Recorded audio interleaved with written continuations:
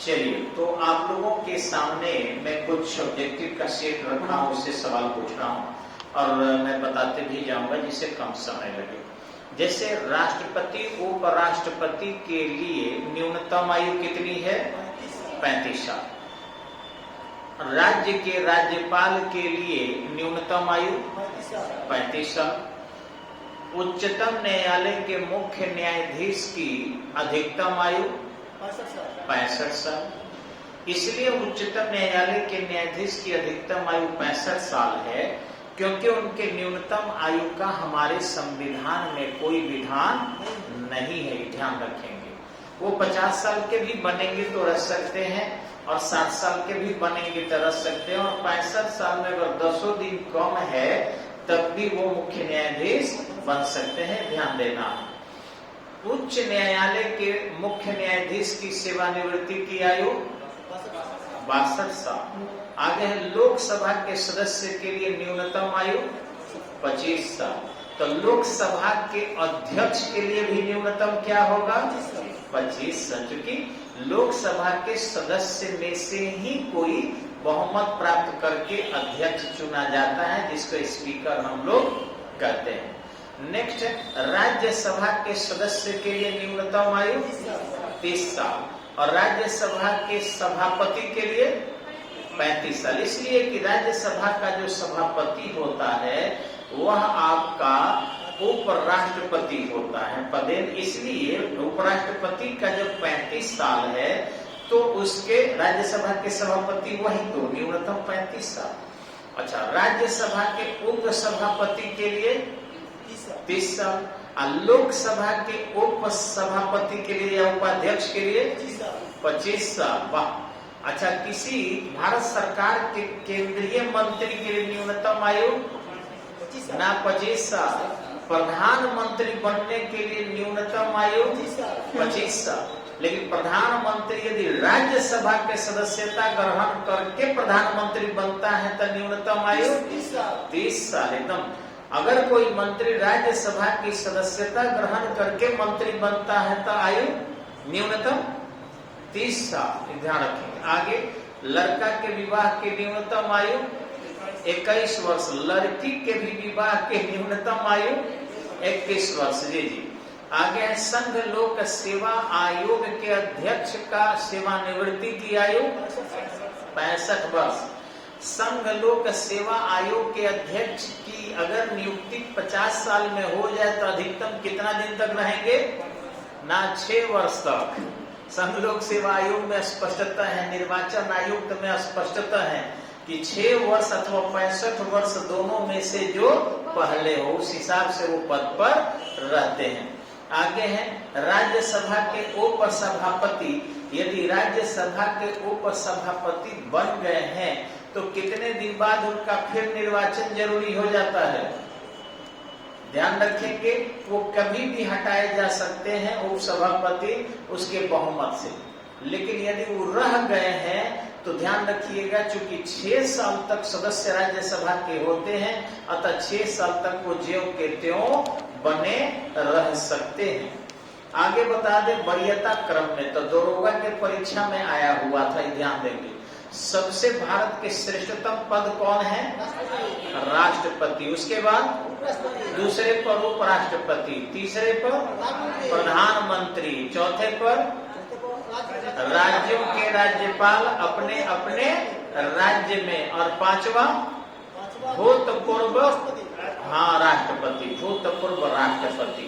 ये 5 वो केवल याद रखेंगे आप तो मुझे उम्मीद है कि आपका सवाल बन ही जाएगा। वो क्रम देता है, दरोगा में आया भी था 2020 वाला में कि क्रम कौन सा सही है। तो राष्ट्रपति, उपराष्ट्रपति, प्रधानमंत्री, राज्यों के राज्यपाल अपने अपने राज्य में, और 5वें पर भूतपूर्व राष्ट्रपति होगा। तो इसी क्रम में हमको वरीयता में याद रखना है। ऐसे वरीयता क्रम में तो इंडिया में बहुत सारे पद आपको मिलेंगे। जी जी। अच्छा, ये बताएंगे आप थोड़ा सा कि भारत में संविधान सभा जो थी उस संविधान सभा को भंग कब किया गया? 24 जनवरी 1950 को। 24 जनवरी 1950 को उसे भंग किया गया था। अच्छा, ये बताएंगे भारत को अनुमान लगाया गया है कि अंतरिक्ष की महाशक्ति बनेगा लगभग कब तक? 2022 तक। अच्छा, ये बताएंगे हवाई अड्डों के सुरक्षा के लिए भारत में जो है किस प्रकार के मशीन लगाए गए हैं? जी, गुड्स स्कैनर के साथ साथ बॉडी स्कैनर भी लगाए गए हैं। 84 एयरपोर्ट के डिफेंस के लिए जो माल को स्कैन करता है, अब पूरे बॉडी को भी क्या करेगा? स्कैन करेगा, जिससे कोई अगर खाकर अंदर या शरीर के ऑपरेशन कराकर उसमें कोई अगर पदार्थ छुपा कर ले जा रहा है तो उसकी भी जानकारी उस स्कैनर से लग जाएगी।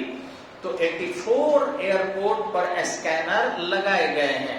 अच्छा, ये बताएंगे कि मोबाइल के प्रयोग करने में भारत विश्व में प्रथम स्थान पर आ चुका है मोबाइल नेटवर्किंग के। ये बताएंगे कि भारत में जो 5G कनेक्शन है वो कब तक सभी के पास पहुंच जाएगा? लक्ष्य रखा गया है 2025 तक। बिल्कुल सही है।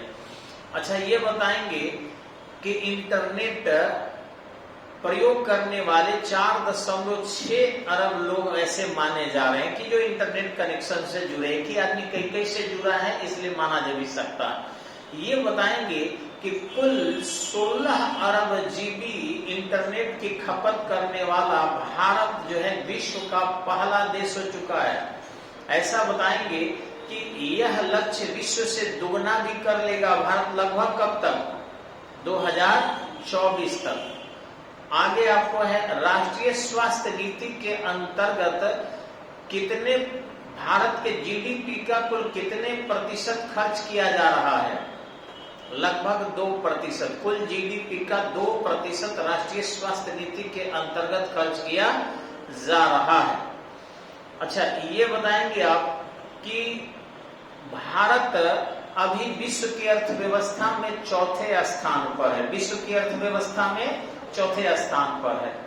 2025 तक भारत की आर्थिक स्थिति तीसरे स्थान पर पहुंच जाएगी, इतना मजबूत हो जाएगा। किस देश को भारत पछाड़ देगा? यानी वर्तमान में विश्व की तीसरी अर्थव्यवस्था किस देश की है? नहीं, तीसरी है जापान की। तीसरी है जापान की। चीन तो दूसरे पर पहुंच चुका है, ध्यान रखिएगा। और बहुत जल्द चीन नंबर 1 पर भी जाने वाला है। विदेशी मुद्रा में चीन नंबर 1 स्थान पर आ गया है, इतना भंडार रखा। आगे है, ये बताएंगे तकनीकी नवाचार में भारत अमेरिका को भी कब तक पछाड़ देगा? क्या संभावना है? ना 2035 तक। तकनीकी नवाचार में यानी तकनीक के नए नए खोज में हम अमेरिका को भी पछाड़ देंगे 2035 तक। ऐसी हमारे वैज्ञानिक जो है संभावना व्यक्त किए हैं। अच्छा, ये बताएंगे आप कि भारत में कुल कितने केंद्र शासित प्रदेश है जहां पर विधायिका के सृजन का प्रावधान किया गया है? जी, 3। एक जम्मू कश्मीर, दूसरा पुडुचेरी और तीसरा दिल्ली। 2 में है और तीसरे में अभी स्थापित करने की बात चल रही है। रेगुलेटिंग एक्ट कब आया था? 1773 में। सुप्रीम कोर्ट कोलकाता की स्थापना कब हुई थी? 1774 में। कोलकाता सुप्रीम कोर्ट के पहले चीफ जस्टिस कौन थे? सर एलिजाह इम्पे थे। ये बताए क्विट्स इंडिया एक्ट कब आया था? 1784 में। अच्छा, ये बताएंगे किस अधिनियम के अंतर्गत पहली बार भारत में 1 लाख रुपया शिक्षा पर खर्च करने का प्रावधान किया गया? 1813 के अधिनियम में। अच्छा, ये बताएंगे बंगाल का गवर्नर जनरल भारत का गवर्नर जनरल किस अधिनियम के अंतर्गत हो गया था? जी, वो हो गया था आपको 1833 के अधिनियम के अंतर्गत। अच्छा, ये बताएंगे किस चार्टर के अंतर्गत ईस्ट इंडिया कंपनी के एक्सटेंशन को रोक दिया गया था? जी, 1853 के अधिनियम के अंतर्गत। अच्छा, ये बताएंगे कि भारत के गवर्नर जनरल को भारत का वायसराय किस अधिनियम के अंतर्गत कहा जाने लगा? जी, 1 नवंबर 1858 के महारानी की घोषणा के अंतर्गत। इंडियन फर्स्ट काउंसिल एक्ट कब आया? 1861 में। इंडियन सेकेंड काउंसिल एक्ट कब आया? 1892 में। अच्छा ये बताएंगे मार्ले मिंटो सुधार कब आया? 1909 में। मुसलमानों को आरक्षण धर्म के आधार पर कब दिया गया?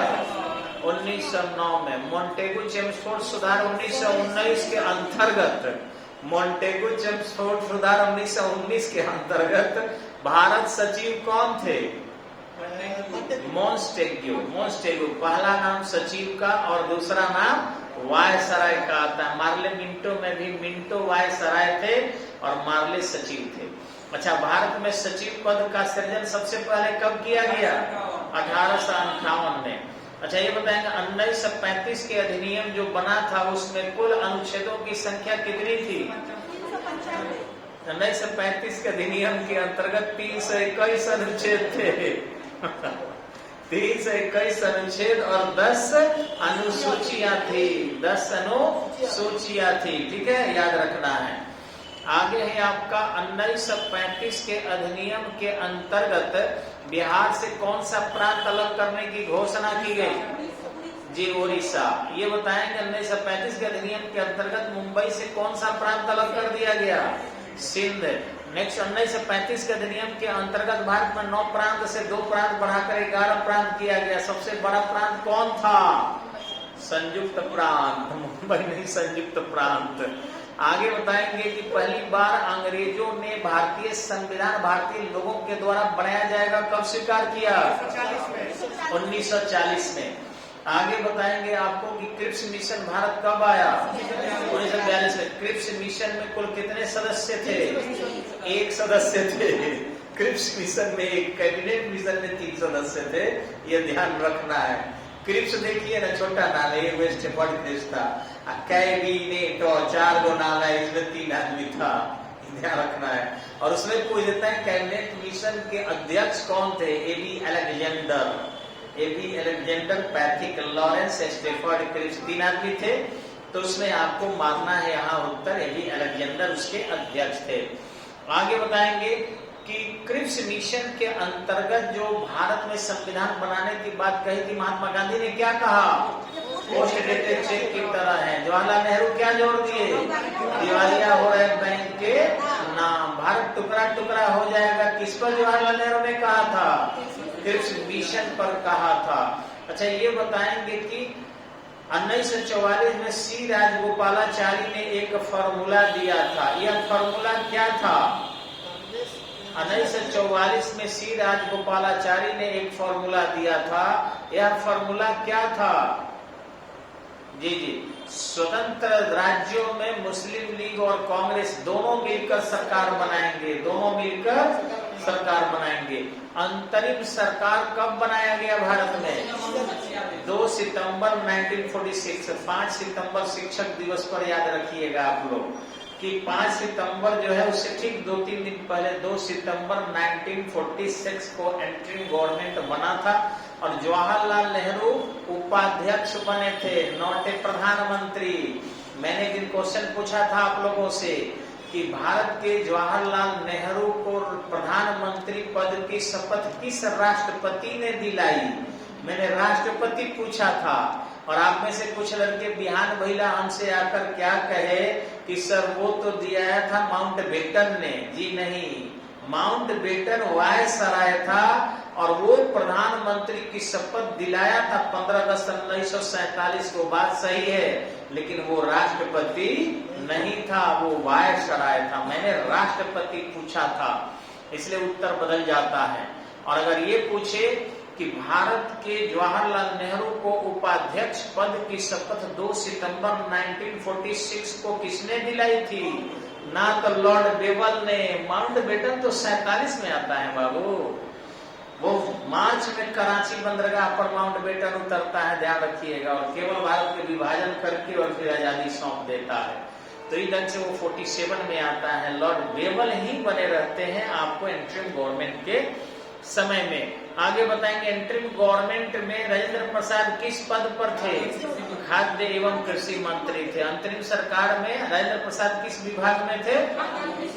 एक खाद्य एवं कृषि मंत्री थे। अब वल्लभ भाई पटेल हाँ, गृह मंत्रालय तथा सूचना प्रसारण मंत्रालय थे। रक्षा मंत्री कौन थे? बलदेव सिंह जी। अंतरिम सरकार के रक्षा मंत्री थे बलदेव सिंह।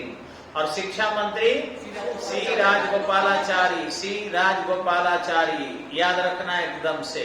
और जो विधि मंत्री की बात होती है ना, उस विधि मंत्री पर जोगेंद्र नाथ मंडल थे। विधि मंत्री के पद पर जोगेंद्र नाथ मंडल थे। बाद में मुस्लिम लीग भी इस एंट्रीम गवर्नमेंट में क्या हो गई?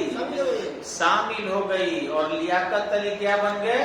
वित्त मंत्री बन गए। और सारा फंड क्या किए? पाकिस्तान के लिए लेकर चले गए। और इस तरीके से उन्होंने सारा फैक्ट्री, भारत में तो रह गया, मजबूरी था भौगोलिक विभाजन के कारण, लेकिन उन फैक्ट्री के कच्चे माल वाला क्षेत्र सब के सब रेड क्लिफ से मिलकर पाकिस्तान वाले क्षेत्र में लेकर चले गए।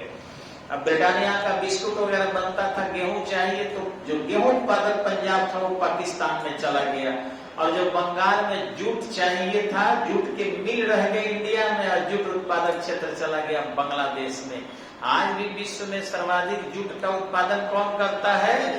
बांग्लादेश करता है। भारत तो मजबूरी में उसके उत्पादन करते हैं, कारखाना चला रहा है।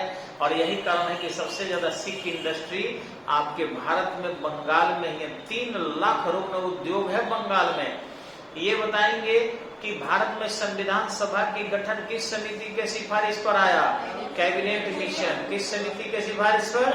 Cabinet mission. अच्छा, ये बताएंगे कि कैबिनेट मिशन के सिफारिश पर जो है एक माउंटबेटन योजना आई थी, जिसमें भारत विभाजन की घोषणा कर दी गई।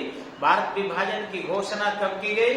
3 जून 1947 को। भारत विभाजन के पाठ को भारत में किसने पढ़ा था? जी, ये नाम था गोविंद बल्लभ पंत इलाहाबाद में। गोविंद बल्लभ पंत इलाहाबाद में। और ब्रिटेन में स्वयं माउंटबेटन पढ़ा था। बहुत हिसाब से बोले थे इलाहाबाद के पार्क में कि बड़ी दुख से कहना पड़ रहा है कि भारत आज इस स्थिति में पहुंच चुका है कि भारत को बिना टुकड़ों में बांटे भारत की स्वतंत्रता मिलना बड़ा कठिन है। और इसलिए सरकार ने निर्णय लिया है कि भारत का पूर्वी भाग और भारत के पश्चिमी भाग पाकिस्तान के नाम से जाने जाएंगे। और फिर मध्य भारत जो है वो इंडिया के नाम से जाना जाएगा। मुस्लिम बहुल इलाके जो है वो पाकिस्तान के नाम से होगा।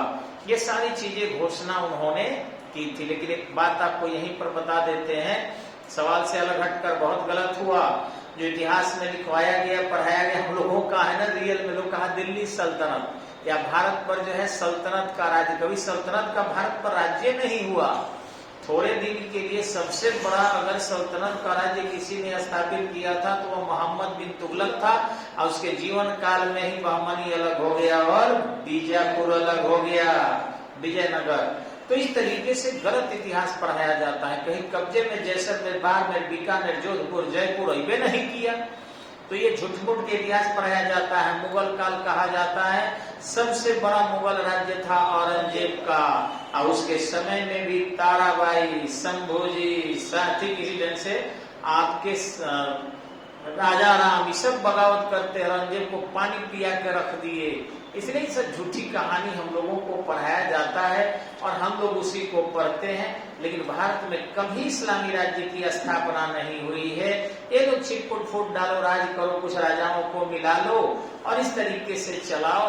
और देश की आजादी के बाद जो हमारे शिक्षा के नियंता हुए, ऑलरेडी वो मानसिक रूप से और हृदय रूप से बिके हुए थे। अतः भारत को हमेशा गुलामी की पाठ पढ़ाते रहे।